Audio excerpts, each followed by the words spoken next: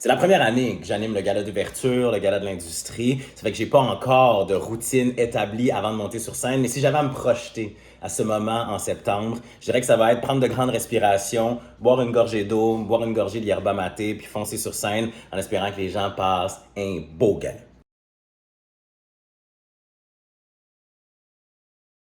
Ce que j'aime le plus dans le fait d'animer le gala d'ouverture, le gala de l'industrie des prix Gémeaux, je pense que c'est de faire ce projet-là en gang, de travailler avec des gens que j'aime, que je respecte. Je pense entre autres aux auteurs, autrices qui sont avec moi, Suzy Bouchard, Jean-Philippe Durand, Emna Achour, toute la gang qui va faire que ces deux galas-là vont être possibles, puis que ça existe qu'une seule fois, que ce soit un moment unique. Puis je pense aussi que juste le fait de célébrer les gens devant comme derrière la caméra, d'être celui qui va mener une partie des célébrations, ça me touche beaucoup, ça me fait plaisir parce que je sais à quel point tous ces gens-là travaillent extrêmement fort pour que les productions d'ici brillent.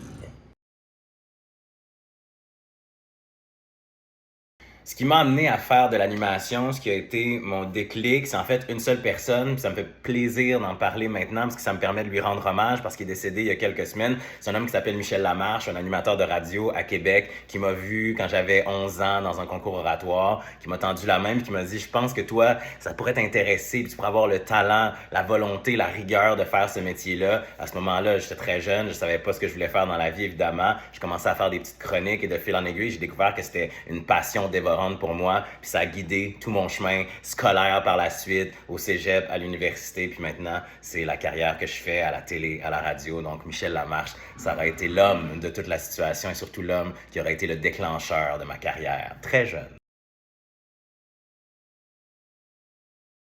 Toujours difficile de trouver le conseil à donner à quelqu'un qui voudrait faire de l'animation son métier, mais je pense que l'idée d'abord et avant tout, c'est de le faire pour les bonnes raisons, ensuite d'être rigoureux, travaillant, passionné, curieux, d'avoir cette envie d'être un conduit entre un sujet puis le public, mais quand on est rendu là, quand on fait ce métier-là, on se rend compte que c'est le plus beau métier du monde, c'est un métier qui nous garde éveillés, qui nous permet d'être en contact avec tout plein de gens, avec tout plein de sujets, fait que je le conseillerais à tout le monde, faut juste vouloir y mettre le temps et l'énergie nécessaire.